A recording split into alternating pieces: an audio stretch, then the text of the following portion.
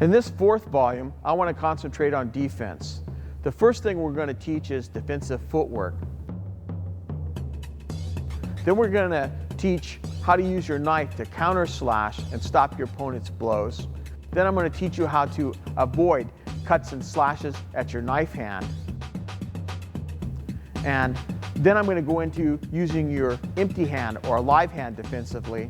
And finally, I'm going to finish with the study of my, which is the study of judging distance. So let's start training.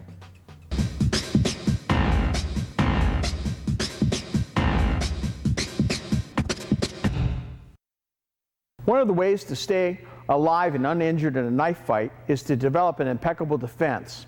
One of the defensive methods that I want to teach you now is defensive footwork. We went over footwork earlier in this presentation and went over all our basic footwork drills. And now I want to show you the footwork you're going to use the most when you're acting defensively. The first is I'm going to go back to that front leg replacement step. As you recall, in that front leg replacement step, we got in our basic fighting stance, and when we sensed or saw that opponent attack our front leg, we pulled it back, touched down, and came back. So you're going to pull it back, out of the way, touch down, and come back in fighting. I'm going to move over here. Camera, get a better angle. I'm going to pull back, vacate that space, and come back on guard. So I'm going to pull back, vacate the space, come back on guard. So when you sense somebody coming at your leg, you want to pull your leg back, and then come right back and be ready to attack and defend. I'm going to have Ron come in now, and we're going to demonstrate this, and then I'm going to show you how you can practice this at home. Come on in, Ron. I'm going to assume my fighting stance, and Ron's going to attack my leg. I'm going to vacate and get out of the way. Vacate and get out of the way. Vacate and stab him. Vacate and cut him. I can cut him here. I can drop 12 on him. I can drop 12 here, or I can just get my leg out of the way and step in. The main thing is you pull this leg back, touch down, and be immediately ready to attack or defend, because you don't know what's going to come. He could come up and cut me, and I may have to parry right there. He could throw the rear hand, and I have to continue my attack. All right? Now, the way I want you to train this at home is one person is going to hold his knife high like this, because I don't want you, the person that's attacking, to run in and get this in the eye. So he's going to hold this up high. I'm going to attack Ron's leg, and he's going to pull back. Just like that. I'm going slow to give him plenty of time. That's what I want you to do. One's going to be the aggressor, one's going to be the defender. You want to cut the inside of their leg. Hey, don't go so fast that your friend that you're practicing with can't defend. It doesn't do any good if you smack him continuously in the leg. Feed him at a pace that he can be successful in his defense, then switch off. Another defensive method that you're going to be using all the time as a knife fighter is what I call the single step retreat. I don't care whether you're on offense or defense, you're going to find the need to take one step backwards and make your opponent miss his attack as you can launch your counter attack. So I'm going to demonstrate that really quickly right now, but keep in mind that you're going to use this a lot, so you need to practice it.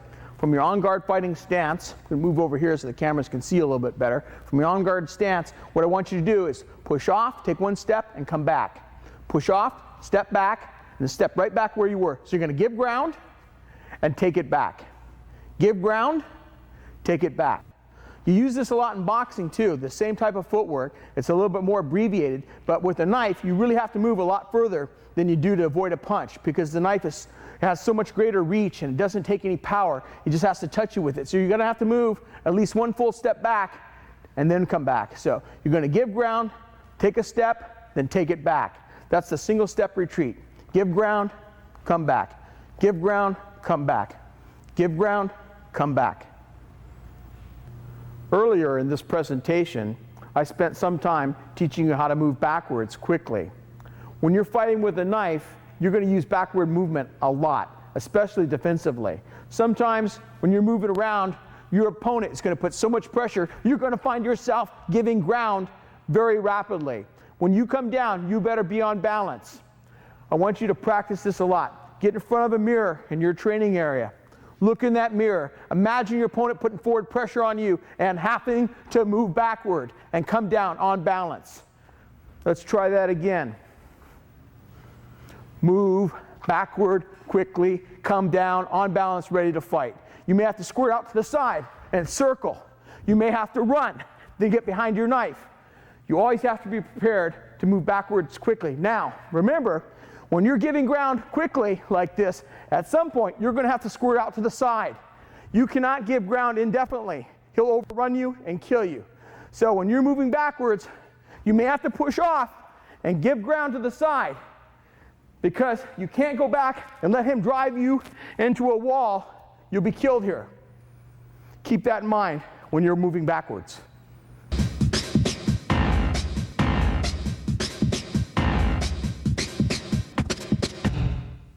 Our long-range knife fighting training program stresses forcing your opponent to get past your knife hand to reach you. That means that your knife hand is going to be one of his primary targets. He wants to cut this knife hand, disable it, so you drop your knife so that he can attack your body in safety. We don't want him to cut our knife hand. We want to keep that knife hand in action. So I'm going to teach you a lot of ways now that you can defend. The first one is a basic U. I'm going to have Ron come out here. All I'm going to do when I see that cut or stab coming at my knife hand is I'm going to drop my knife hand down and circle up into a U-shaped motion. It moves like this, in a U, in a U, just like that. So when he cuts real slow motion, I'm going to go like that. Backhands, I go like that. I just drop and U, drop and U, drop and U, drop and U, drop and U.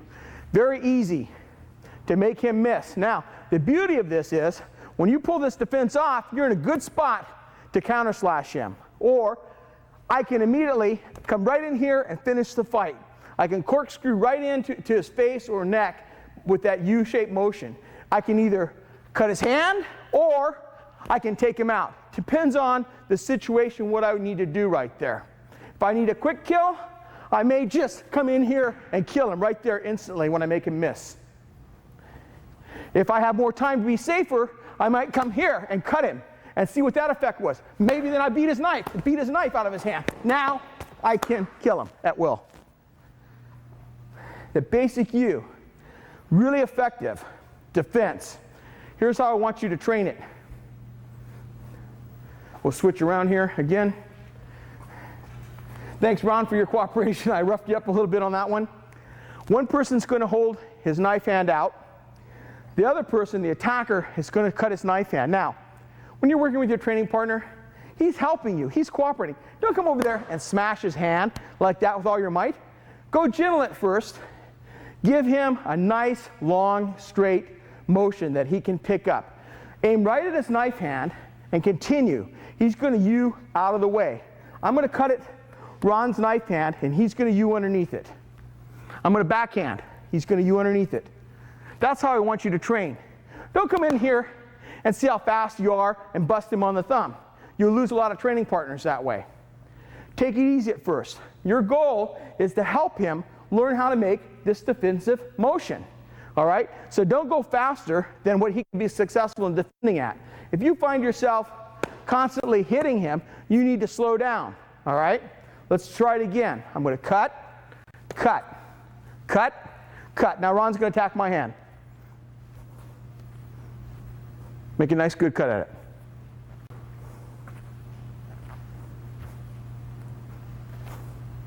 Ron did a nice thing there. What he did is he broke his rhythm to see if I was anticipating. That's the same thing I want you to do. Don't anticipate. Force your hand to be there and get it out of the way.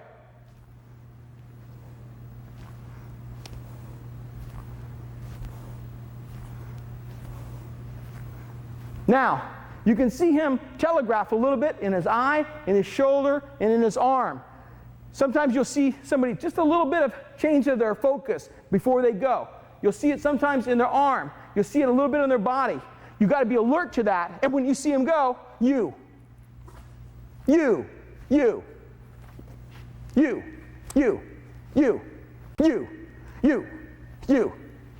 That's the way I want you to practice it. Another defense I'd like to teach you against cuts or stabs at your knife hand is called the fold back. All you're going to do from your on-guard fighting position is, as your arms are out here and you sense that cut coming at it, you're just going to bring your arm and fold it back into your body like this, and then come back to where it was. So you're just going to fold it back. Bring it back in tight to your body, let his attack go by, and then you're in a position to counterattack or move. So it just looks like this, just simply folding it back. Sometimes you could take your thumb and bounce the thumb of your knife hand against your abdomen. And that way you keep the blade away from your body and you have a reference point. So you just fold back and touch your thumb to your abdomen and get your hand all the way. The cut or the stab is coming at your hand. Your hand's out here moving around. He wants to take that hand out of the picture so that he can come to your body and finish you. You sense him cutting or stabbing your hand, you fold it back. Just fold it back, fold it back, fold it back, and come right back on the guard. I'm going to have Ron attack my knife hand really slow so you can see what I'm doing at first. I'm going to extend it so you get a little bit better picture. He's going to attack and I'm going to fold back.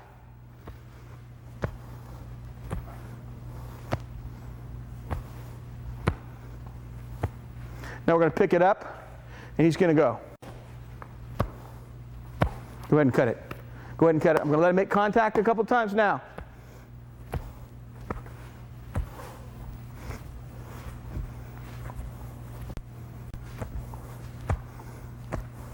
It's almost a foolproof, fail-safe way to avoid a cut or stab at your knife hand because you totally remove it. You're not U-ing here. You're pulling it all the way out of the way. It's not sticking out at all. And his cut or stab is going to miss it by a mile. Just fold it back out of the way and you can come right back. You can fold back. You can fold back and come on. And come right back on offense right away. You can come back. I like this one a lot too. When you fold back, stab up. It really is deceptive. You fold back and you stab right up the center line just like that. You can almost always take him right underneath the chin into his neck. Remember that fold back. It's really effective defense against cuts and stabs at your knife hand. One of the things any good fighter will tell you is that you can't use the same defense repetitively. When you're fighting, you can't defend the same way time after time. Your opponent will key to that, he'll time you, and he'll take you out. I don't care if you're a boxer or a wrestler or a saber fencer. You have to vary your defense to keep your opponent guessing how you're going to react. One of the defenses I want to teach you now is what we call lift high. When an opponent attacks at your knife hand and you sense that attack coming, you lift your blade up. Lift it a little bit higher in your head and let that attack go underneath your knife hand, and then you're in a good position to drop on it or stab him in the face. You don't use this all the time. You use it judiciously. Lots of times you fold back, you sense it coming, and you lift your knife high. Let it come underneath your blade. You just vacated that space. His attack missed. Now you're going to be in a good position to drop on him. Let me demonstrate this. Ron's going to attack my knife hand, and I cut him, and I cut him, and I cut him, and I cut him. Let's just go a little bit.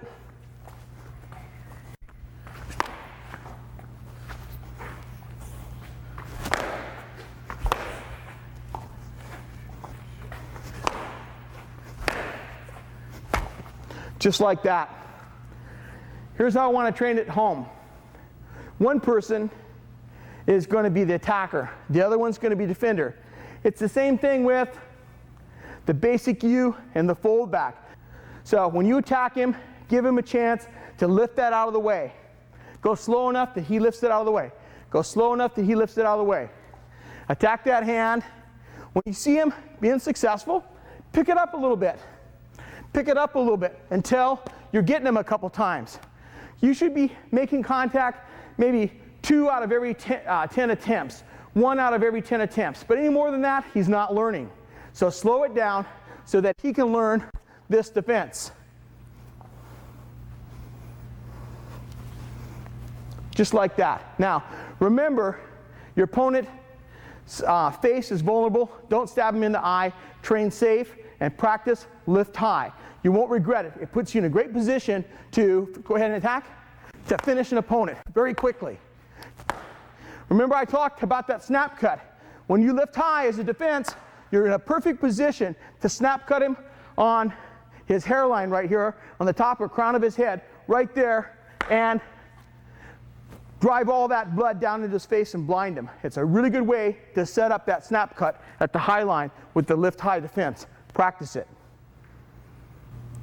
The opposite of the lift high defense for attacks on your knife hand is the drop low defense. As I've said earlier, You can't have too many responses. You can't have too many variations in your response to attacks on your knife hand. I really like this drop low defense because it puts you in a good position to counter, particularly with a stabbing attack. You can't use it all the time. Like I'm repeating myself, but I want to drive this point home, is you have to mix up your defenses all the time. It's really important. But when you see an attack coming at your knife hand, you can drop down. I almost dropped the knife down to my thigh like this. Gets it all the way out of the way. Pulls that knife back, drops it underneath that attacking plane that weapon's coming on, drops it underneath that, and poises me for that upward stab. I'm going to have Ron come out, and I'm going to demonstrate this defense.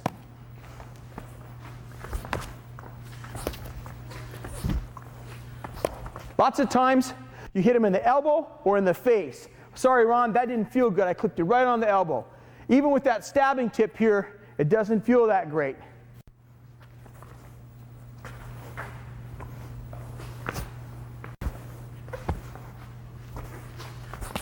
You can see how easy it is to take your opponent when you drop that knife down below his attack and then rise suddenly with an upward plunging stabbing attack. Very effective. Train this at home like this. One person is going to attack, the other person is going to drop his knife out of the way. I'm going to have Ron attack me. I'm going to drop my knife out of the way and cut and stab back. Stab back. Stab back. So practice dropping your knife hand out of that plane. Stab my hand.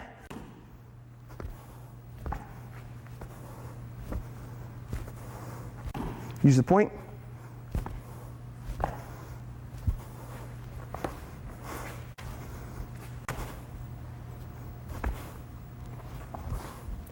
You can go to the abdomen too very easily from there. When you drop your knife down and clear that line, you can shoot it right underneath his arm, right there. You can shoot it into his hand, shoot it into elbow. You almost always catch something though if you drive upward in your counterattack when you evade by dropping low. You want to practice this, switch off back and forth. Now, remember, when you're raising, you want to put on a fencing mask for this. Don't even try this without a fencing mask. It's too dangerous. You're liable to stick each other in the eyes. So one person drops, the other person counters. Be gentle, be considerate of your training partner, and be safe as you train this. Circling your knife hand with a big motion using your whole arm to the right or to the left is another good way to avoid a cut or stab at your knife hand.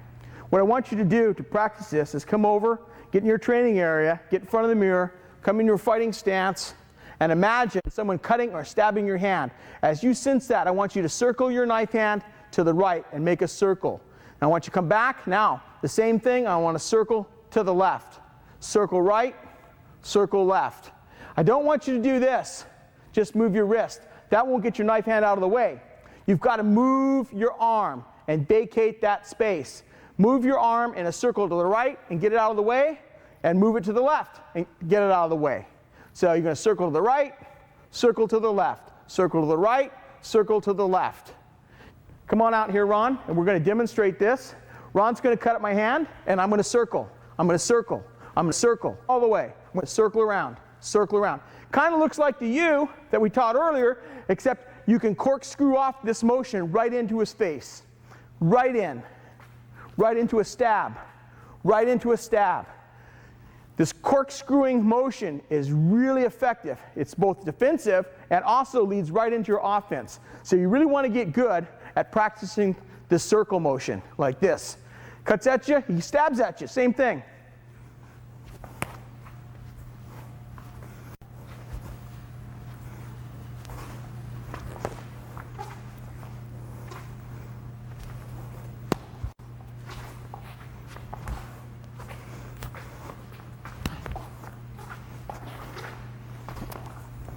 See what I mean? Really effective. Now, to train this at home, again, one person's going to be the aggressor, one person's going to be the defender. When Ron attacks, I'm just going to circle out of the way. Circle out of the way. Circle out of the way. Now, again, I want to stress, you have to make a pretty big motion. Don't just go like this. It looks like you're doing something, but in effect, you're not moving your arm, you're not moving your wrist. It's really staying in the same spot, and you're likely to be struck. So make your whole arm move, move, move. As you advance in doing this, I want you to practice stepping in. As you circle or corkscrew, you're going to step in behind it, just like that. Just like that. Like that. Like that. Practice this at home. Again, because of the danger on these motions, I really prefer you to wear a 3 weapons rated fencing mask when you practice this technique. Another option for defending cuts and thrusts at your knife hand, getting your hand out of the way, is what I call angle out. When you angle out, you need to combine footwork with your defense. You say you're in your on-guard fighting stance, you sense or see that attack coming at your hand. Sometimes you'll take about a half step to your right, turn your wrist, and feed him the point just like this, and he'll run into the point first. So it's almost like a stop hit, which we're going to get to later, but it's a really good response when it's used judiciously to cuts and stabs at your knife hand. You can also do it to the opposite side, angle out this way. Sometimes you want to move your whole body and get it out of the way. Sometimes you can do the same thing. You can angle this way and stab up, or you can turn your point this way and intercept his hand. But remember that when you're using this angle out defense, it's a little bit more vulnerable to a vertical whip. A vertical whip quite oftentimes penetrates this defense, so you need to be aware of that. Now we're going to show it.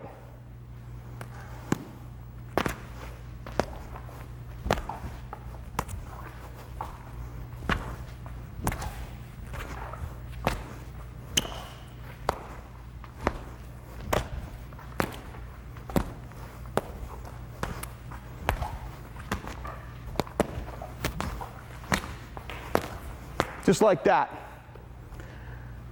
When you're training this with your training partner, I really prefer when you train this at home that you put on a fencing mask and you put on your hockey gloves. One person will feed, like Ron did, the other will defend, and then you switch roles. Try it. Work with it. It's a good, varied response in your bag of tricks on defense.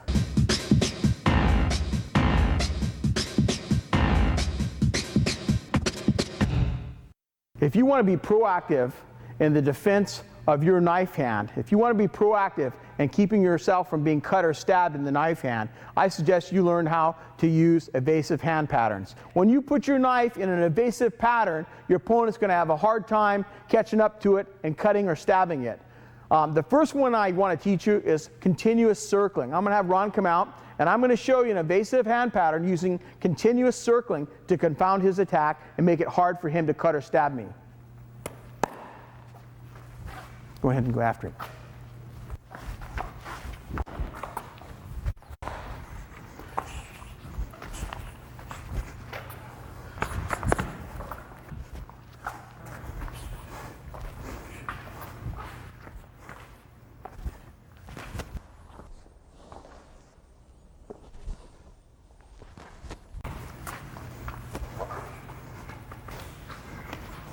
When you sense him keying to you moving to the right, move to the left.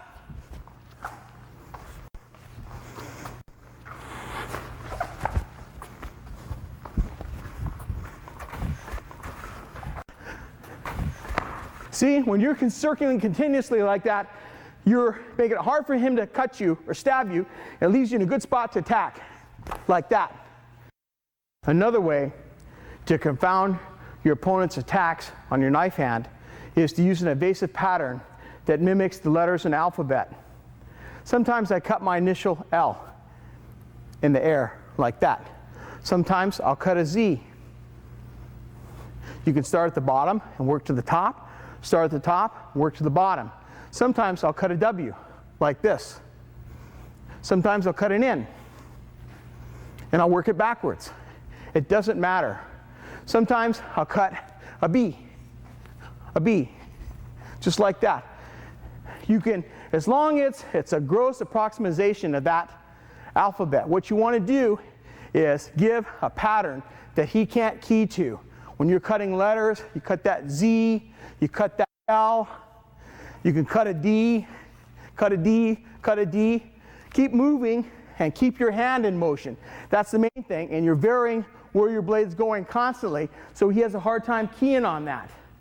One of the ways that you can practice this is to stand in front of the mirror And just practice cutting an L. You can cut an L like that. You can cut an M.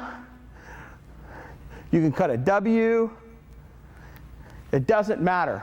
As long as you're keeping that knife hand in motion. Pick a letter you like. Get 5 or 6 letters that you're familiar with, making those motions, and practice them in front of the mirror. Then put on your hockey gloves and your fencing mask and have your training partner come out and attack your hand with cuts and stabs, and you use these evasive motions to keep your knife hand safe. That's how you can train that at home. Once you think you've got down the previous evasive patterns I've taught, here's some more that you can use. I use these all the time in my knife sparring. The first I want to show is from our fighting stance. It's a diagonal pattern like this. All you do is you move your knife hand diagonally from your shoulder to opposite hip, just like this. When you see your opponent key to that, switch sides and cut from the opposite shoulder to your forward hip, just like that. That's diagonal evasive pattern. Try to keep it in that window of motion we showed earlier, in here. Don't go too high, don't go too low. Just keep it going like this, then switch. Whenever you see him key, switch. He's going to give you a signal. You're going to see in his face, hey, I'm catching on now, I'm catching on. When you sense that, switch to another pattern. Here's another one I use. Just a horizontal motion like this, from side to side, just like this.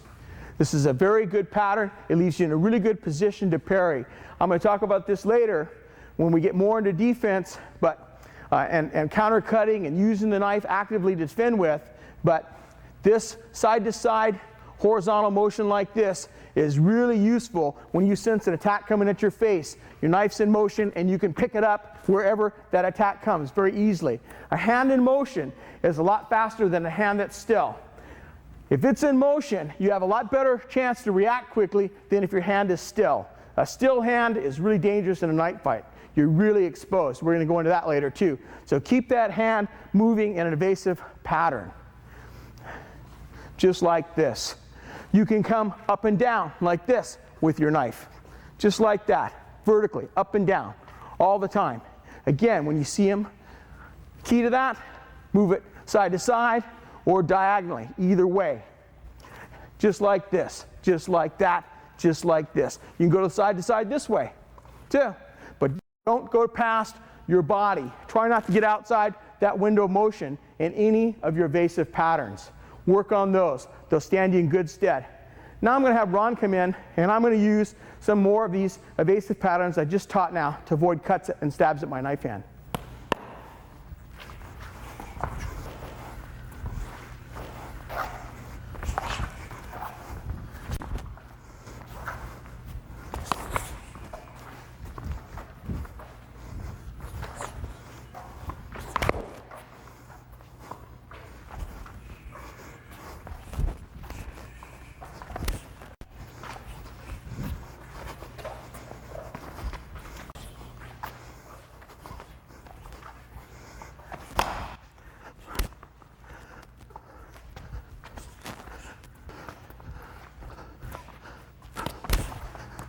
Just like that. Use your fencing mask and the hockey gloves to protect yourself. The last defense I'm going to teach in this presentation for avoiding cuts and stabs at your knife hand is what I call changing distance. When you're facing your opponent in your on-guard fighting stance, you don't have to keep your knife hand in the same position all the time. You can move it evasively, and you can move it in and out. You can extend it, and you can pull it back. You can keep varying the distance that your knife hand is between you and your opponent all the time. It can be close to him, or you can pull it back to where it's far away from him. So you can constantly vary this distance. I want to show this from the side. I'll extend my knife hand out, fold it halfway back, put it all the way out again, fold it all the way in, put it out halfway, all the way out, fold it halfway back, all the way out, all the way back, halfway out, all the way back. You can constantly vary the distance that your knife hand is from your opponent, so he has a hard time getting a fix on it. When he cuts and stabs it, he thinks it's out here. The next millisecond, you brought it halfway in. He tries again there, you fold all the way back. Now you come all the way out again. You fold back, out. He never knows where that knife hand is going to be in the space separating you. Very hard for him to get a fix on it to stab or cut it. I'm going to have Ron come in here in a second, and we're going to show this.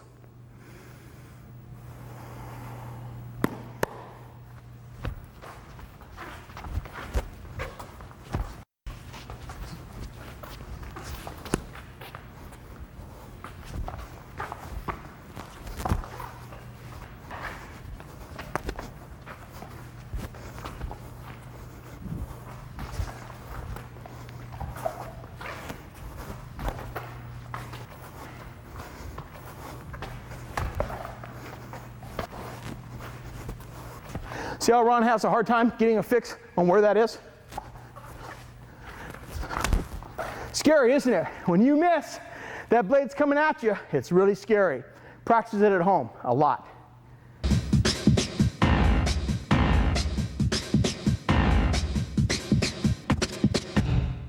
Now I want to talk about how you can use the point and edge of your fighting knife to thwart attacks on your knife hand or on your person. How you can actually stop him from landing cuts or slashes on your hand or on your body or your face, your legs. The first defense I'm going to teach is the stop hit. I'm going to have Ron come out here. Ron, if you just stand there for a moment.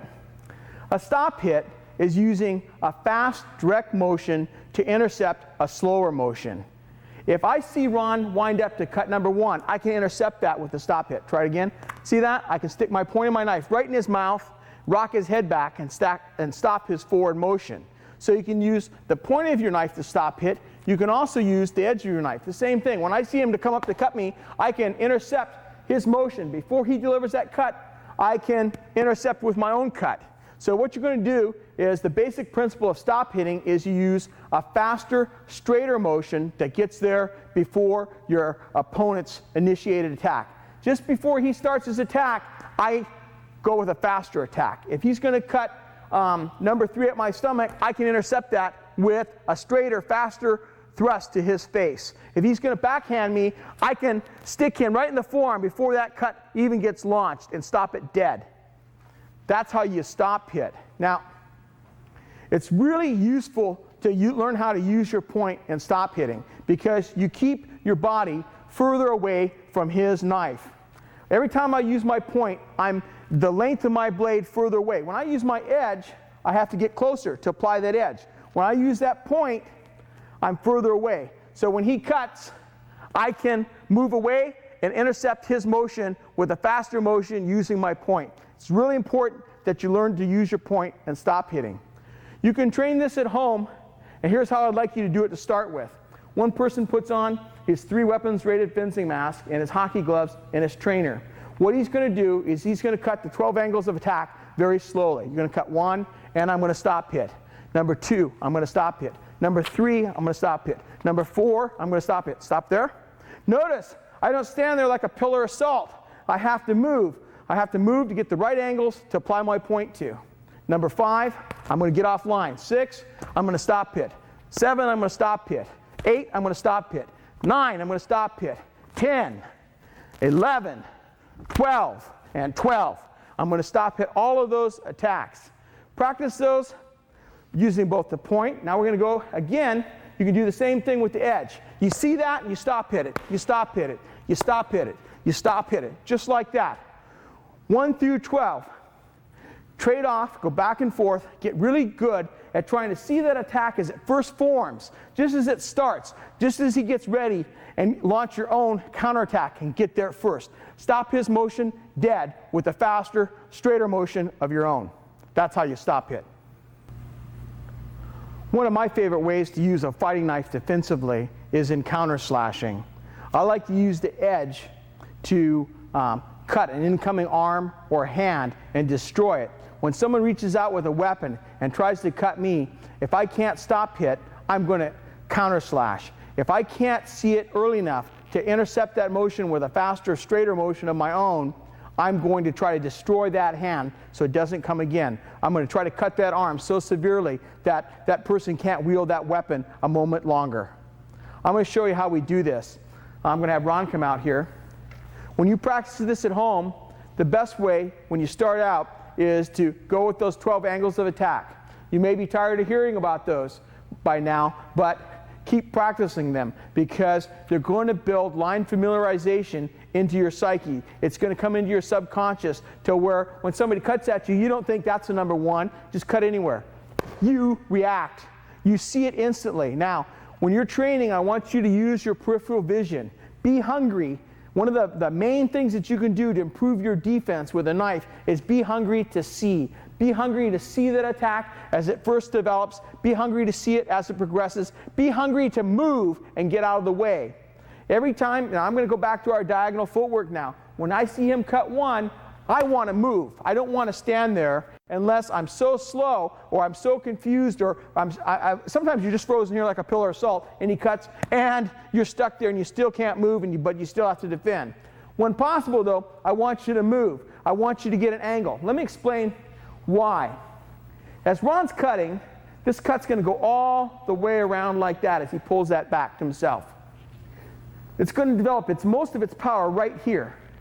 Just about here. It's going to start losing power as it returns, okay?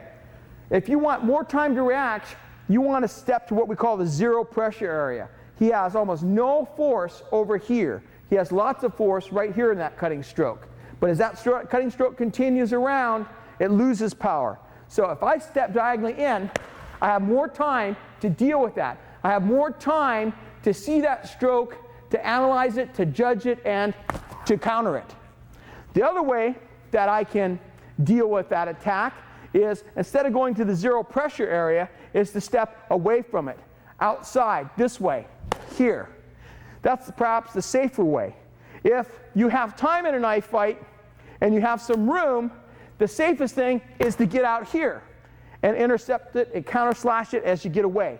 Get clear out here, get your edge on it, pull it through, wreck the arm. But sometimes you want to go here and destroy him instantly. So your movement depends on your space, your geography, your topography, what's around you. You know, if you've got a bunch of tables and chairs all over the place, you may not have the luxury of stepping back. The only thing you can do is go here and cut him and get out of the way. That may be the only move you can make. But as you learn to counter slash, the first place to start is with this, following the 12 angles of attack. So Ron's going to cut him 1, 2, 3, 4, 5, 6, 7, 8, 9, 10, 11, 12, 12. Again, be in motion, keep in movement, and practice your diagonal stepping. Get used to stepping this way, then stepping back. Get behind your knife. Get used to stepping this way. Get behind your knife. Just like we taught you earlier. Practice this until it's second nature. A moment ago, I taught you about counter slashing. It's really one of my preferred ways to stop an incoming knife attack or an attack with any weapon. I like to cut that hand or cut that incoming arm and destroy it. But sometimes you can't do that because your feet are in blocks of concrete. I can't explain that phenomena. Sometimes you just can't move. You feel like your feet are super glued to the floor and you can't move them. When that happens to you, it's a good idea to know how to block with your knife.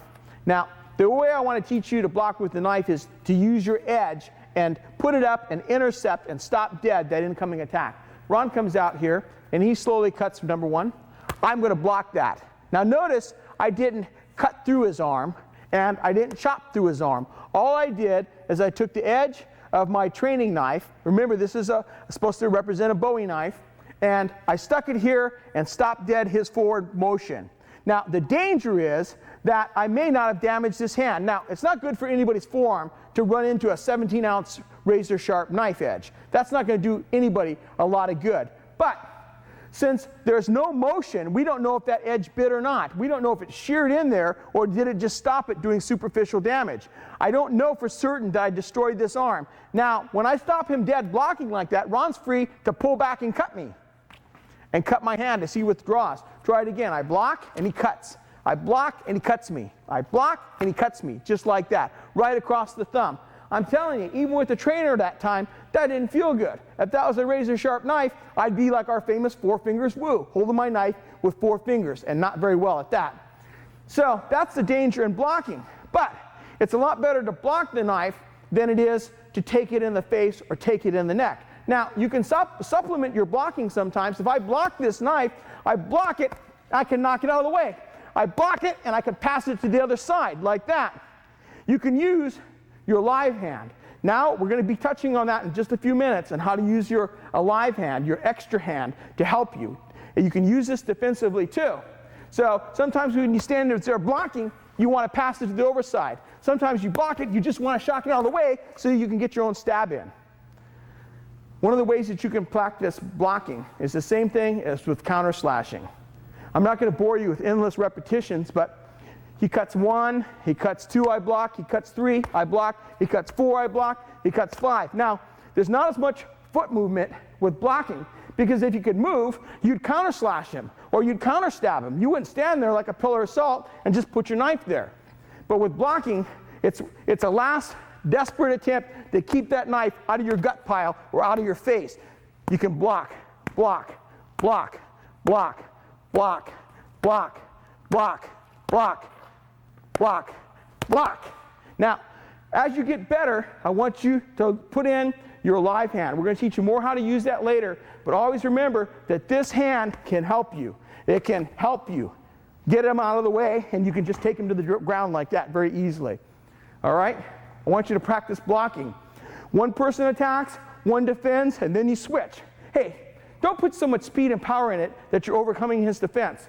Give him a good chance to defend. I'm going to go slow, slow, slow. Make big motions that he can pick up. Okay? Don't sit there and like that when you're first starting. All right? Give him a chance to get some skill going for himself. Try it, practice it, make it your own. Learn how to block, live a lot longer. Now I'd like to add to the instruction I just gave to you about counter slashing and blocking.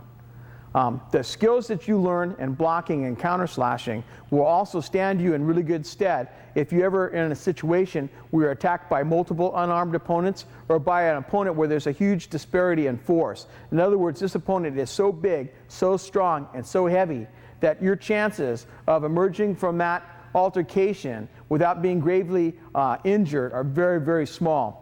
When you face a huge disparity of force situation where the opponent has overwhelming advantage of you in strength, size, height, weight, reach, you might think about using a weapon. Because when you're in that kind of a situation, for instance, a professional wrestler attacks a 200-pound man. That pro wrestler may weigh 320 pounds. He could probably bench press 500 pounds. The average 200-pound man can't even bench press his body weight today. He can't even bench press 200 pounds. There's a huge difference in strength and experience and size and reach. And that person that's not armed has got no chance without a weapon. He's going to get beat to death. So when you're facing that, or multiple attackers where 3 or 4 people are beating you and pummeling you and kicking you, to try to defend yourself with your hands and feet and emerge without going to the hospital gravely injured, your chances are very, very slim. At that point, a knife will stand you in good stead. Now, you can use your knife to defend yourself against punch and kicks just as easily as you can another knife. If Ron comes in, I'm going to have him leave his knife in for a moment. If he attacks me with his knife and then punches, I can pick that up too and countercut that. It's very easy for me to cut that. So Ron, I'm just going to have you go and then put your punches in.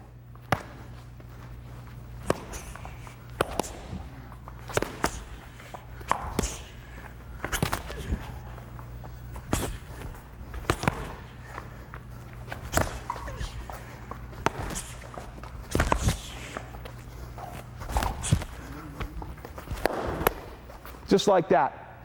You can pick the knife up, you can use your live hand, and use your knife to pick up his cuts and his punches. As I mentioned earlier, the face is a prime target for an experienced knife fighter. Lots of people crouch and give you their face. A lot of people aren't aware of the fact that the face is a really good target. They think the abdomen and the torso is the target when it's really the face. The face is a great place to cut or stab somebody. It stops them almost 99% of the time. A good stab in the face, the Romans found that out thousands of years ago. It finishes people. They're done. They don't want to fight anymore. If you don't want to find your opponent's knife in the middle of your face, I suggest you learn how to parry. We're going to teach you how to parry right now. All a parry is using your knife to redirect your opponent's incoming knife or knife hand out of the way. You're just going to push it out of the way slightly so it misses. I like to combine a parry with a step to the side. I'll step this way or I'll step this way as I parry. What I want to do is get my body off his line of attack. If someone is stabbing me right down my center line like this, I want to get out of the way and parry. Don't stand there like a bag of cornmeal. Move, okay? Move. Don't stand there when someone's trying to stab you. Always move and parry. Now Ron's going to come in. He's going to go really slow motion. There's a couple of different ways that you can parry. I prefer, the best parry is to actually cut his knife hand or the weapon hand. I don't care what weapon it is. If you can get your knife on it and damage it so he can't come again, that's the highest and best use of the parry. When he comes, I want to get over here and cut his thumb and fingers off. When he comes, I want to get over here and cut his thumb off from the back side. That's the highest and best use of the parry. The problem is, the thrust to your face is really elusive. It's fast. If it comes right between your eyes, it's extremely difficult to see because the way our eyes are made, we can't see stuff that comes right directly between our eyes very well. It's hard to pick that up. So a stab at your face can be hard to pick up in time. Quite often, you won't have the forewarning to counter slash or stop hit. You won't be able to parry on his hand. You'll actually have to parry on his blade. If I parry late on his hand, he's hit me. See this? I've already ate his blade. Sometimes I have to come here on the blade and get out of the way. Quite often, I'm so late in picking that up, if I go to the hand or the arm, I eat his knife first. No good. That's definitely not good enough. So what you have to do is get offline and pick up his blade. Pick up his blade. Pick up his blade. Don't stand still. Now, to practice this, you've got to wear your fencing mask. Always. I'm going to demonstrate a little bit more now without it so I can instruct. But don't do what I do. I'm breaking my own rule here. Your eyes are too precious and too easily damaged. Don't risk them practicing. So Ron's going to stab, and I'm going to move. And I'm going to move. And I'm going to move. And I'm going to move. And I'm going to move. Now, you can parry from right to left. I can knock his knife off to one side or the other. I can use the edge or flat of my blade. I can even use the back of my blade to parry with. I can get over here and knock it this way. Now the advantage of that, I'm going to give you all the information about knife fighting. When I use the back of my blade to parry with, like this, I knock it off, but now here's my edge over here. I want the camera to see that. That's my cutting edge. That goes right in his face. It's an instant quick kill. Here, here, just like that. It's the same way from this side. I pick it up here and cut him that way. Use the back of my blade to pick it up and go forward and slash his face and finish him very quickly. So there's lots of ways you can parry. You can parry up. You can get up underneath them like that. One of the things I like to do. Let's come out and try that again. He's going to stab me in the face, and I'm going to parry up. Lots of times I use my live hand to wrap this hand. There's a break right here. If I can't get the break, I at least shock him and move him for a split second, and I tie him up. Now, to win a knife fight, you only need milliseconds. It's not 1 second or 2 seconds. I need a fraction of a second. If I can knock his knife up and circle his arm here, just for a second, he's going to free that arm in less than a second. I know he is. But if I can shock that arm and hold him for just a millisecond, I can kill him. Or I can drag him down to the ground where I can finish him. So you need to practice the parry all different ways. You need to step off to the side and redirect it. You need to use the back of your blade, forehand and backhand. You need to lift it. When you lift it like this, you can kill him instantly. You need to practice the parry in all of its variations until you're an expert.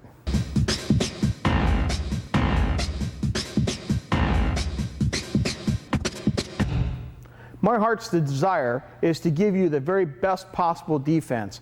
I want you to have all the information and all the skill that I can give you to defend yourself when you're using a knife.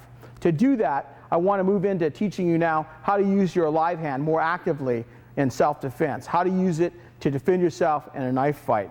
One of the things I'm going to teach first is the stop hit. I showed you how to stop hit earlier with your blade using the edge and point. Now I want to show you how you use your live hand to supplement your blade's point and edge. So if Ron cuts number 1 at me, and then he loads up to cut again, before he can get off, I can throw my own cross.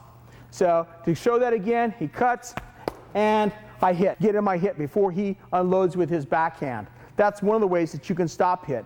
It's risky though. You need to have a clear opening. Sometimes though, your knife is so positioned that all you can do is stop hit. You see him go, bang, you put in the stop hit. You see him go, bang, you put in the stop hit. It's not the very best defensive thing you can do. I'd always rather use my knife than my live hand. But when your knife for that brief moment in time isn't available, it's comforting to be able to use your live hand to hit with and to stop his motion. There's other ways to stop hit. We're going to work off the number 1 attack so you can see it. I can stop hit his hand here and stop the motion. I can stop hit on his forearm. I can stop hit on his bicep. Or I can stop hit on his shoulder. Let's switch so the camera can see that. I want to get right about that angle. I can stop it here. I can stop it on his forearm. I can stop hit on his bicep or his shoulder or his face, just like that. Stop hitting is risky. Just like when you're blocking. When I block something, he can pull and cut me. When I stop hit, he can move and cut me. Like if he goes to my stomach and I stop hit, he could come right around that up to my head. And all I can do is raise my arm. When someone tries to stab you in the stomach, you can use your live hand that way to stop hit. Now, I want you to pay close attention. Let's switch here so you can maybe see a little bit better. Whenever you're intercepting a stabbing attack, especially a hard stabbing attack at your abdomen, I don't want you to make contact and stop hit this way. I don't want your thumb on one side and your fingers on the other. It's just going to push your thumb back. It's not going to work. Your thumb and fingers have to be cupped, and they have to all be on the same side of his wrist or his forearm. But they all have to be working together. You cup it, you drop your body weight, and the optimum thing to do is to pin this arm into his thigh, or push it over here to his opposite hip and pin it just for a millisecond. That's the optimum way to stop hit. When he's cutting at you and you stop hit here, remember, he may go with his other hand and punch you. You need to pick that off. So you stop hit here, he may come here, and you have to go to do something else. So whenever you stop this line, remember, there's another line that may go. He may fire his other hand. So you stop hit here, he may pick this off, he may go again, and you can kill him right there. Okay? But I want you to be familiar with stop hitting. You can practice this. One person puts on his fencing mask, gets his knife out. The other person puts on a pair of leather gloves like this and has his training knife. You come up, you get in range, and this person, the initiator, is just going to cut 1 through 12. So cut 1, 2, 3, 4, 5, 6, 7, 8, 9, 10, 11, 12. 12. Okay? That's the way you can practice it. Get used to it. Get used to this, using this live hand to stop his motion with a stop hit. Looks kind of like a straight arm in football. You're going to stop that motion dead with this straight arm like that. You can straight arm the face. You can straight arm the chest. The main goal is to stop his forward motion as quick as you can when your knife isn't available. Yes, I'd much rather cut him than stop hit him.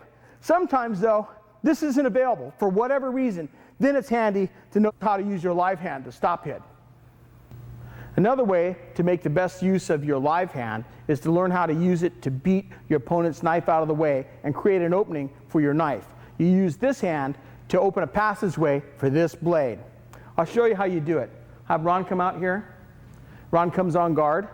I see Ron has got this obstacle, this barrier between me and his torso. I want to get that barrier out of the way. I can beat it out of the way this way with my knife. I can actually knock it out of his hand like that and beat it out of the way. Or I can reach in with my live hand this way and knock it offline, beat it out of the way while I kill him. Now, the key to using your live hand to beat with is you have to take a step. At the same time your hand goes forward, you have to be stepping. because you have to close the distance separating you very, very quickly. If I want to beat his knife hand out of the way, I've got to move in on him instantly. And my only goal is to dominate this hand for a millisecond. Not a second, not a half a second. We're talking about a quarter of a second here. Just get my hand on this long enough for me to get my blade in.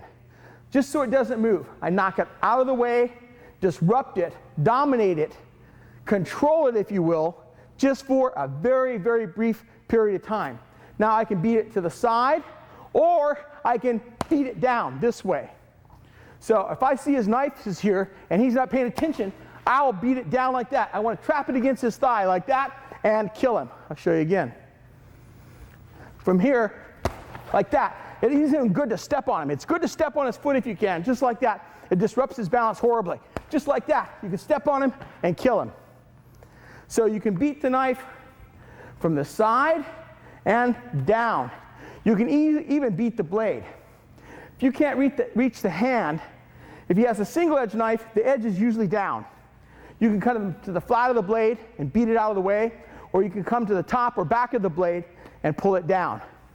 A double-edged knife, it gets riskier because there's an edge here and there's an edge here. So you can't put your hand on the top and you can't put it on the bottom. You can only hit flat on the sides. Now to do that, make sure your hand is flattened out like this. See that? Don't let it curl for that edge to bite on. Keep it flat. Keep your hand flat and beat that blade out of the way. You can beat it forehand or you can beat it backhand. You can use the back of your hand here and give yourself an opening for a quick kill. Now, earlier when we first started this tape, I was talking about the advantages and disadvantages of different fighting knives. If you're going to insist on carrying a tactical folder, you need to pay really close attention on how to use your live hand. Your blade is so short, without this hand to supplement it, you're not going to fare very well in a knife fight. So you're going to have to get really good at moving obstacles, moving a longer blade out of your way so that you can get your short blade in and kill somebody. You've got to practice this a lot. Train this at home.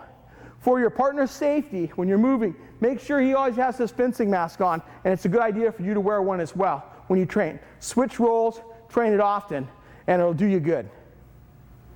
When I can, I definitely prefer to use my fighting knife or trainer to parry with. But if that's not available, if that's out of place or out of time or out of motion, it's just not handy at that particular moment in time, I still will not hesitate to use my live hand to parry a thrust at my face. I don't want to get anybody's knife stuck in my mouth or in my eye or between my eyes or in my nose. I don't want anybody to stab me in the face with a knife. I prefer to deal with it with my fighting knife and cut his hand or direct it out of the way.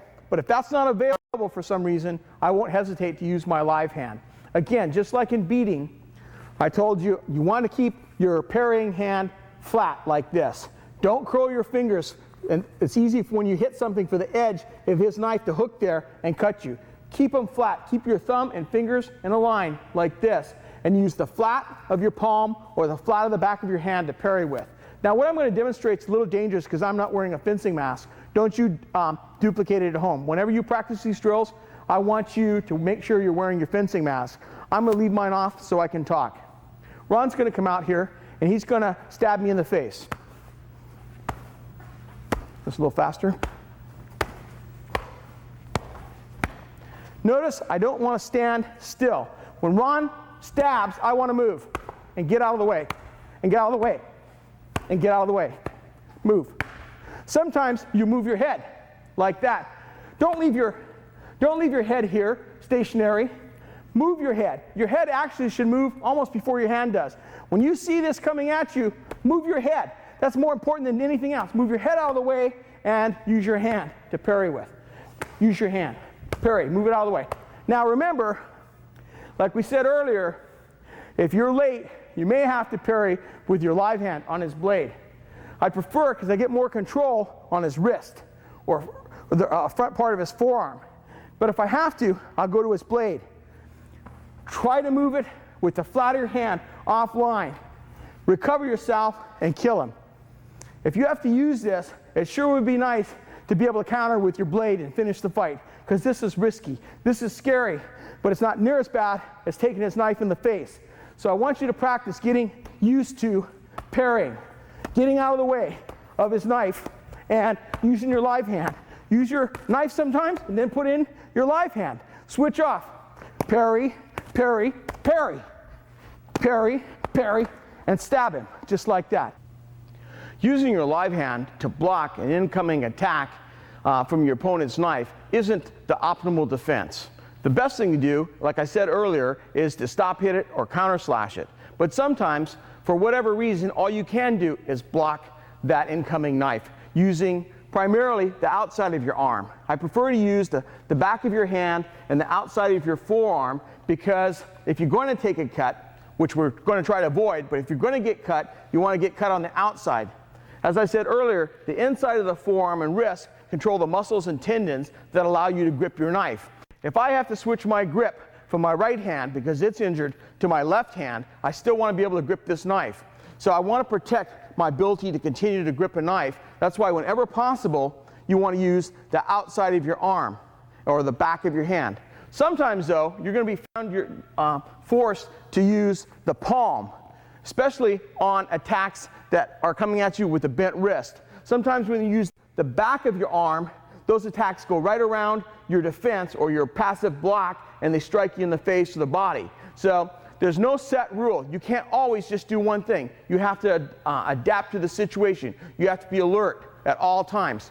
To make blocking work for you, you have to be hungry. You have to be ready to use this empty hand to save your life. I'm going to have Ron come out, and we're going to show you how to block slow motion at first. Ron's going to attack, and I'm going to block.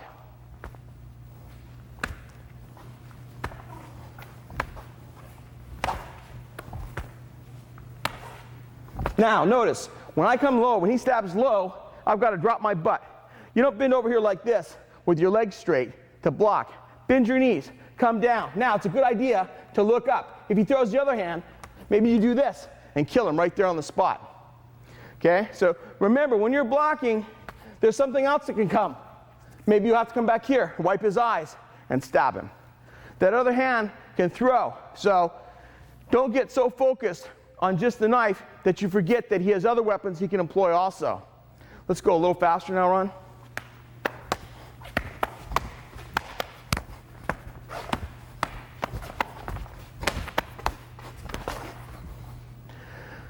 That's an idea of how you can use your live hand to block.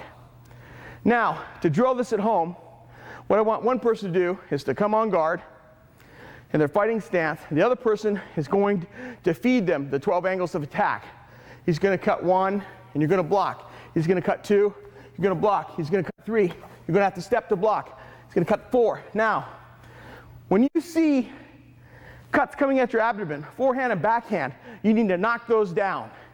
If you just do this, then quite often they'll slide right underneath you and cut you. You've got to knock those things down. When he cuts forehand, you've got to knock it down.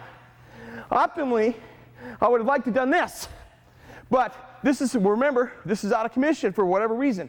So I have to come here and block it that way and stop it dead. Now, he can pull back and cut me just like that. That's the danger of blocking. It's not perfect, but it's better than nothing. Train this a lot. Remember, your eyes are vulnerable. Wear your fencing mask. It's not pleasant. You're going to have to endure some bruising on your forearms to get good at blocking, but it's worth the effort. It could save your life. As I mentioned just now, whenever possible, I prefer not to use my live hand to just passively block an opponent's attack, because there's always that possibility he can pull back and cut me.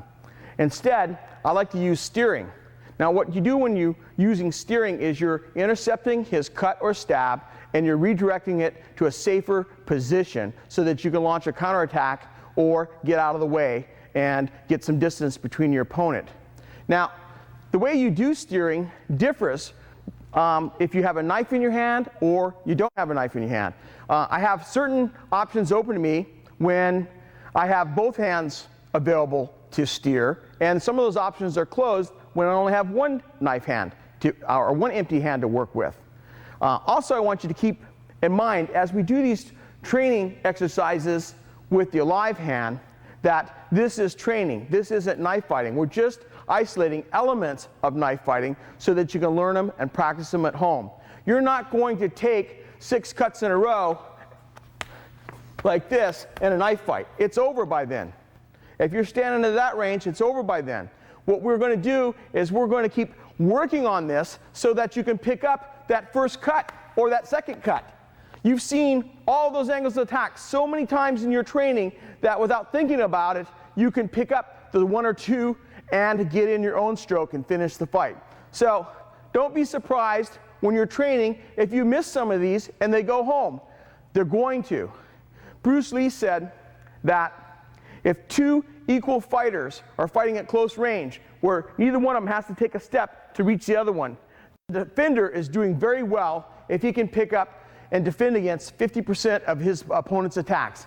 In knife fighting, you have to be a whole lot better than that because you can't allow any of them to go through if you don't want to be maimed or killed. So working on your defense is extremely, extremely important. Now, let's get back to steering. When Ron cuts number 1, I can intercept this and move it out of the way. Or I can try to get on the other side of it here. So what I can do is I can meet it, and I'm going to have to adjust my hand here and swing it out of the way like that. Now notice, I got to hollow my body out, or I swing his blade right through my gut pile. So if I meet it on this side, I absolutely intercept it on this side here. We call that meeting the arm. If I meet it, I've got to hollow out. Lots of times I'll step back like this and vacate that space. Now, as you do this, swing his arm and throw it. Don't just let go over here like this and go like that. It's still there. Do this. When you throw it, you can barge him just like that and sail him. All right? So it's really important that whenever you're redirecting something down at your stomach, you hollow out and give some space for that knife to go through. The other way that you can intercept this attack is to step back and get on this side. Let's show it from this angle. I'm going to get on this side of his arm, and I'm going to follow it and direct it over to this side. Again, if I'm successful, I can almost pin his arm here, step in, and barge and knock through him, just like that. So you have 2 options when you're steering. You can meet the attack, or you can follow it. Now, if I don't have a knife, my options are a little bit better. I'll meet the attack, and I'll steer it out of the way. Cut 1, cut a little higher here, and I steer it out of the way. If he cuts number 3, I can use this arm. Now look, if I have a knife in my hand, I can't drop the knife, reach over here and do that. That'd be stupid. If my knife's not available, I'm going to do this. Now, I might come in here and try to capture his arm just for a split second. If I don't move on that arm, he's going to use that arm. He's going to cut me. So if you get here, try to capture that arm. Step in on it. With practice, you'll get it. When you feel this, you just curl up around it like that and circle it. And now, you've got a lot of options. Get sensitive on your arms and your hands. When you feel something hit here, it's easy, once you've done it a few thousand times, to wrap it like that. Oh, people say, oh, you can't do that. Oh, yes, you can. When I first started studying Kali in 1980, I said no one could sidestep a knife thrust. It wasn't until about 86 of nonstop practice that I found sometimes in sparring, I'd actually get out of the way of a knife thrust. I said at that time, it's impossible. No one can do it. It's superhuman. It's not. Don't judge other people by your lame ass. Just because you can't do it right now doesn't mean that you can't do it in the future. Learning how to steer is really important. It can save your life in a knife fight. Here's how you train it at home. 1, put on your fencing mask. One person gently is going to cut. He's going to cut 1, steer it out of the way. He's going to cut 2, steer it out of the way. He's going to cut 3, drop on it. Now, notice when he cuts 3 that I have to drop my body weight and knock it down as I steer it out of the way. He cuts 4, same thing. I knock it down. He stabs 5, I move out of the way. Now, I wasn't really able to steer it in a good spot. I pushed it out here. Now here again, I'm going to wrap it like this. Now I can put it in the knee, and I can drag him down. Bang! And strip the knife. Go through the 12 angles of attack very slowly. Give your partner lots of time to practice. Come in here, Ron. Practice meeting the blade or practice following the blade. Sometimes, if I see that backhand coming, I'll come here. I'll follow it. I'll get on this side of it. Now, when I follow it, I want to fling it out. sometimes exactly that will happen. You'll throw it so hard that it'll come right out of your opponent's hand. I want you to work with this, experiment with it, practice it. Every time you get to knife fight, practice this meeting and following, steering your opponent's blade to a safe area.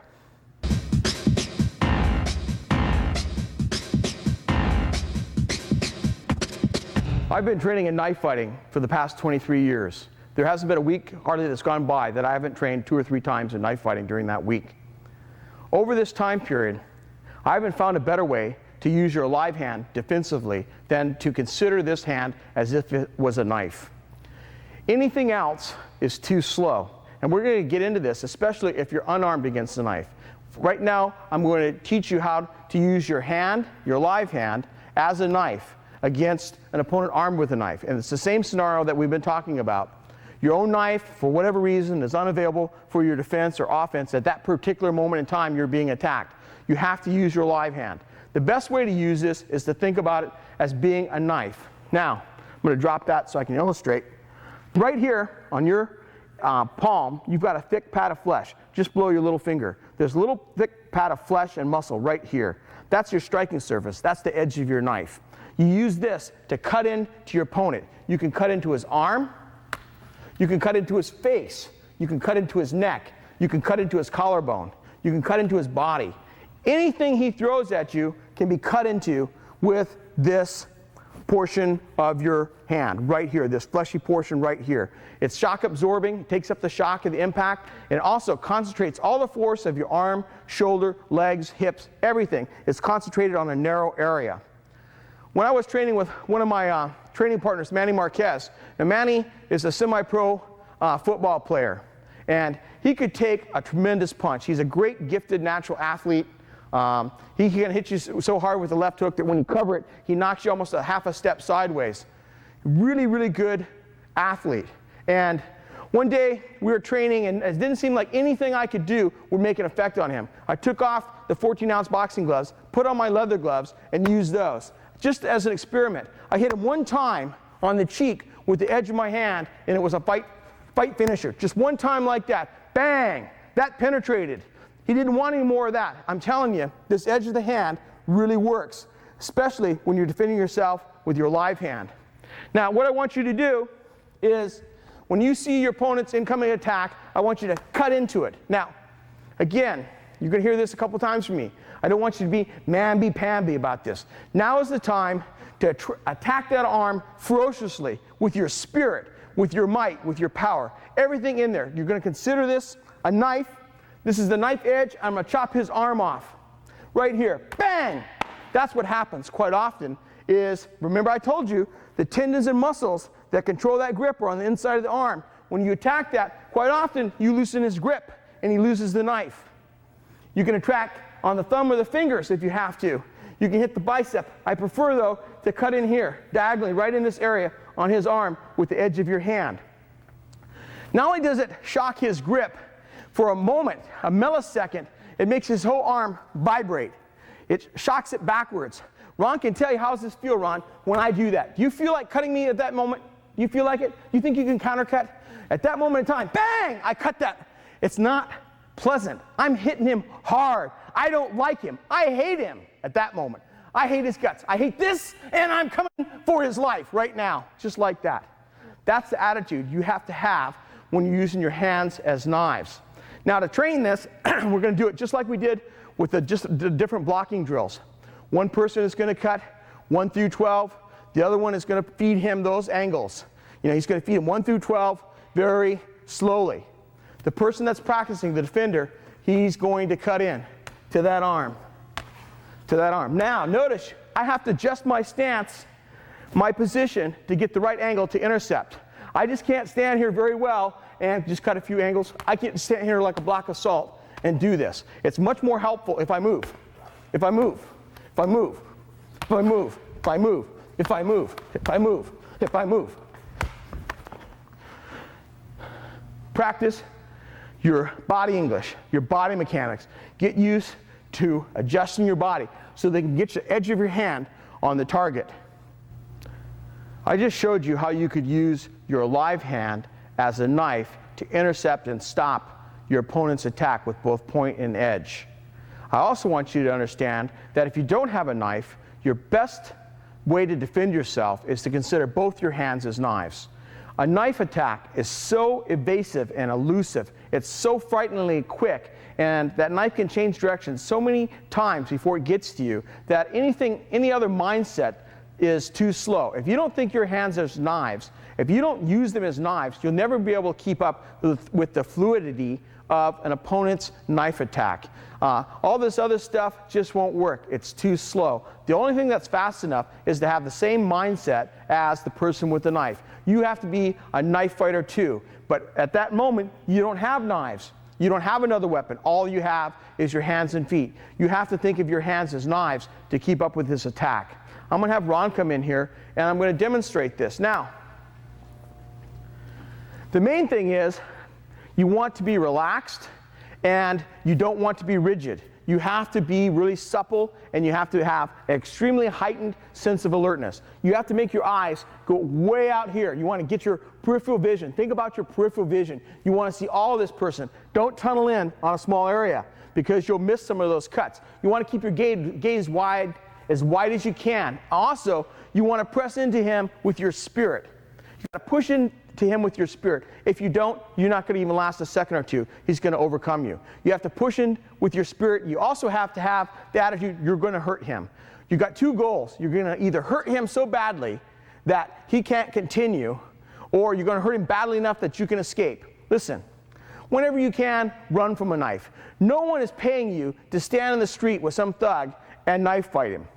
You're not going to get $1 million for it. They're not going to take out an ad saying you vanquished some punk in a knife fight in the middle of the LA Times. There's nothing in it for you. Always run. Your ego, your will, your reputation, none of that counts when you're being maimed or killed. All right? Always run from a knife. If you can't, you're going to have to fight. The best way to fight if you don't have a weapon is to use your hands as knives. If Ron cuts number 1, I'm going to attack him. If he cuts number 2, I'm going to attack him. If he cuts number 3, I'm going to attack him. And I'm going to keep attacking him.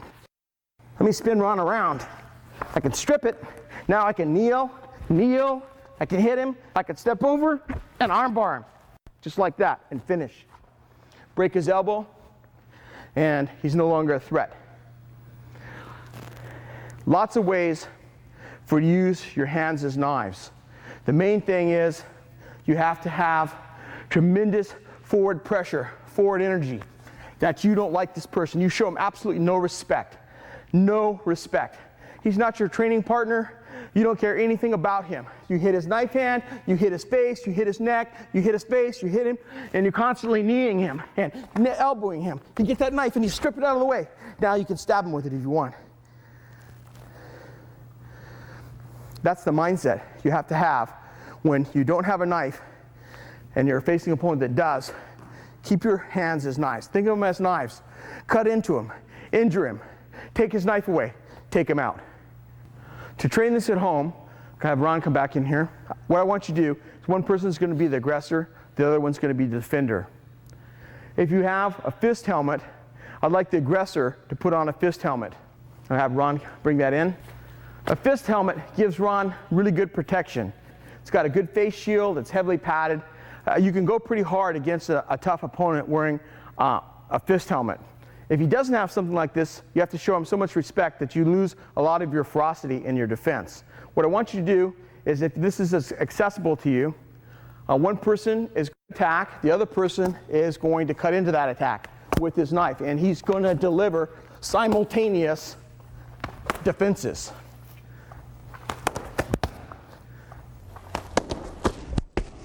Just like that. I wipe his eyes, backhand him, palm strike him. You don't, if you get this knife,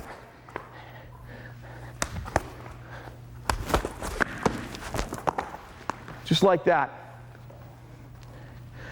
I went a little rougher than normal because most training partners aren't going to let you do that to them. If you have an average training partner, you're going to be able to do this. Use your hand as knives. Now, simulate the hit. Simulate the hit. Simulate the hit. Simulate the hit. Simulate the hit. Just like that. going to have to simulate it. What I want you to get used to, though, is cutting in and attacking. Don't stand here, cut into his arm, then attack him. It has to be like that simultaneously. Practice like that. Getting used to using your hands as knives will also be of great benefit to you in self-defense situations where there's no weapons involved. You can use your hands as knives against an empty hand attack as well as an attack involving weapons. You can cut into your opponent's arms and legs, you can cut into his body, you can stab him with your fingertips, you can hit him with your palms, you can slap him. You have all the other tools at your disposal too. You can use your elbows, you can use your knees, you can use your feet. You can put in all of your natural weapons, but getting used to using your hands as knives will make your responses very, very fluid and very fast. There's nothing faster than a knife. Why? Because again, to reiterate, a knife does its job without requiring power. There's no power involved with a knife to be effective. So all it has to do is be fast. To keep up with that, your hands have to be fast too. That transfers over into empty hand defense. We're going to show you in slow motion how you can use your hands as knives to defend yourself in a street attack. I'm going to call Ron in here. All I want you to do is come into your knife fighting stance. Same knife fighting stance. Bring your hands out in front of you. Now these are knives, just like this. You can pick off his jab. You can pick off his cross.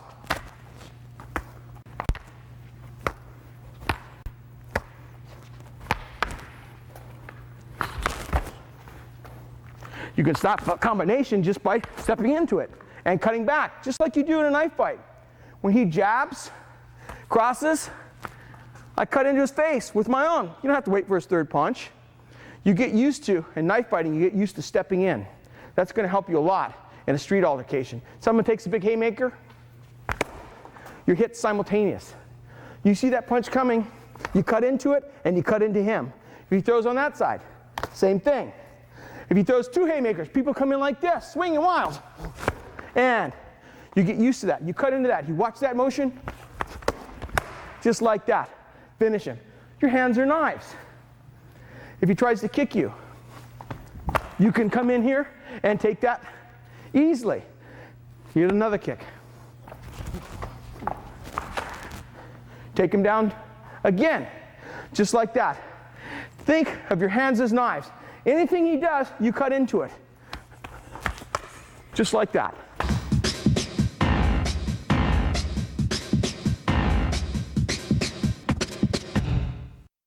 Knife fights are won or lost with a half inch or an inch and a half. It only takes a half inch of your blade across your opponent's face to wreck his night. You're going to destroy his life with running a half inch of the tip of your blade across his face. It only takes an inch of your blade run across somebody's abdomen like that to disembowel them. You're going to cut through the shirt, you're going to cut through the skin, the muscle wall, those intestines are going to flop out. Hey, he's finished as a knife fighter right there on the spot. Judgment of distance is absolutely crucial in a knife fight.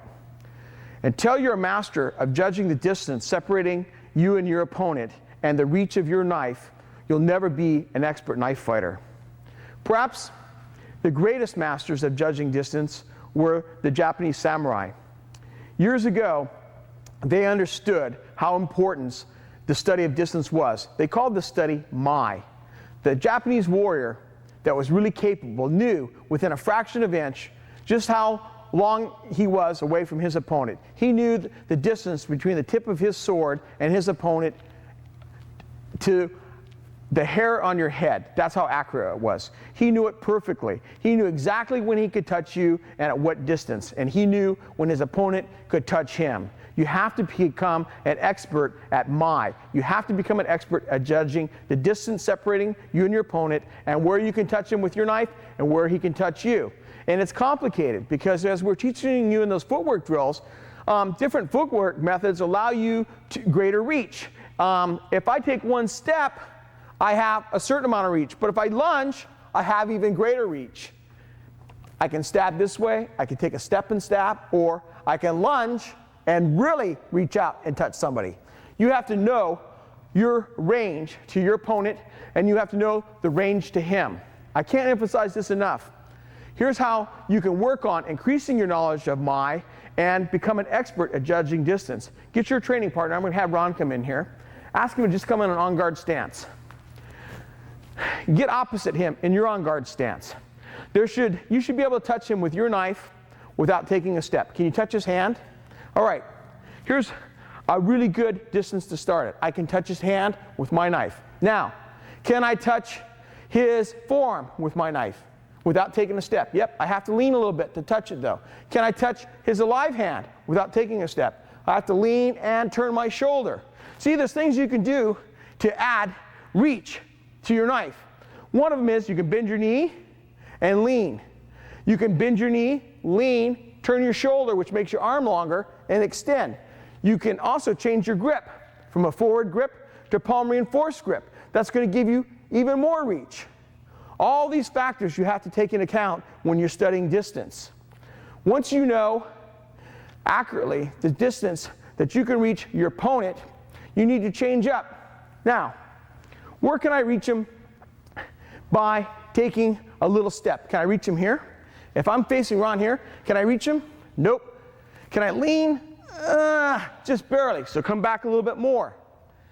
Can I reach him by bending my knee and leaning? Not quite. So at this distance, look at, we're about 4.5 feet separating ourselves right now. I take a small step, bend my knee, lean, turn my shoulder, bang. That's the distance right about here where I have to take even a small step to reach him. Now, what if I get back here? What if I take a bigger step, lean, and turn my shoulder back and change my grip? Can just barely reach him. What's my lunge distance? What's the maximum distance that I can reach his hand with a lunge? I say, based on my judgment, it's about 6 feet. It's maybe right about here for me. I take a big step, turn, and reach, and I can hit him with a lunge. Okay? That's a long ways away. Some of you tall guys, you guys over 6 feet, you can stand 7, maybe 7.5, 8 feet away from your opponent. Most people don't think that you can take one step and stab them in the hand from here. This is what sets apart our method of knife fighting. We want to fight at long range. I want you to know to a fraction of an inch where you can touch your opponent at any point in time, and where, just as importantly, he can touch you. So you have to practice. You move around him. Where can I reach Ron's hand with a fléché? Can I reach it from here? Pretty easily. Look where my foot was. Look at the distance. It's a good 6 feet almost between my foot and his. Let me step back about another half a foot. What if I take a big step and lean? Nope, I just fall short. So I know I have to be a little bit closer when I fléché. My distance for a fléché is right about here, about 6.5 feet. Again, I'm only 5'9". If you're 6'4", you could be a foot, 1.5 feet, depending on how long your arms are and legs are, further away than I could.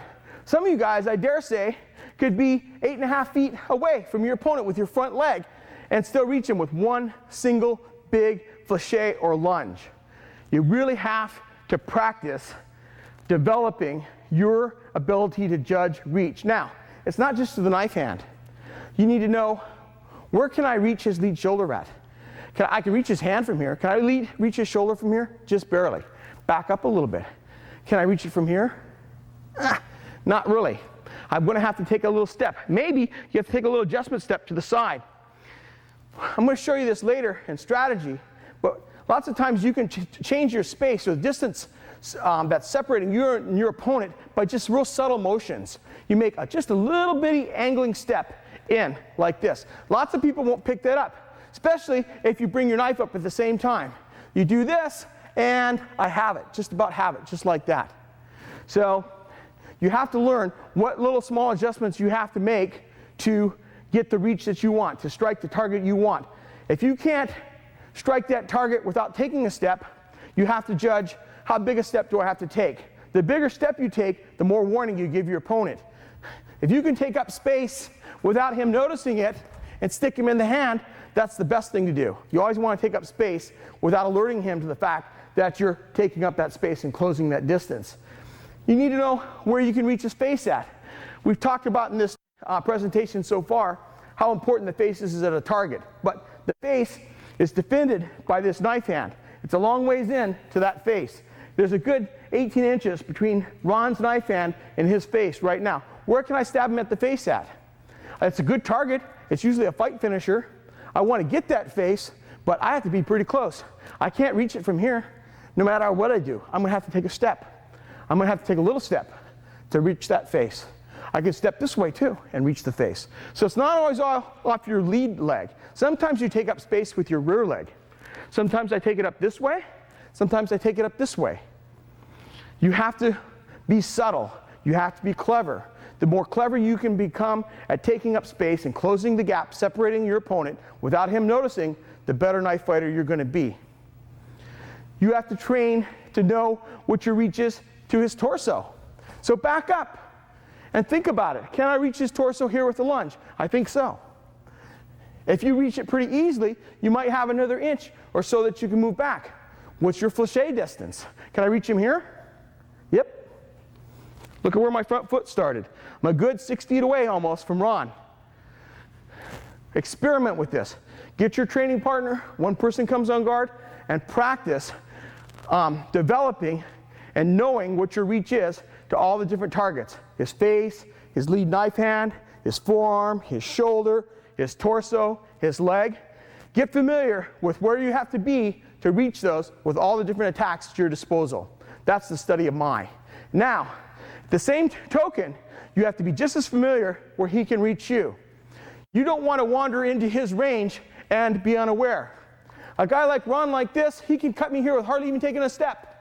Just bending, okay? When you're this close, man, you have to be on red alert, all right?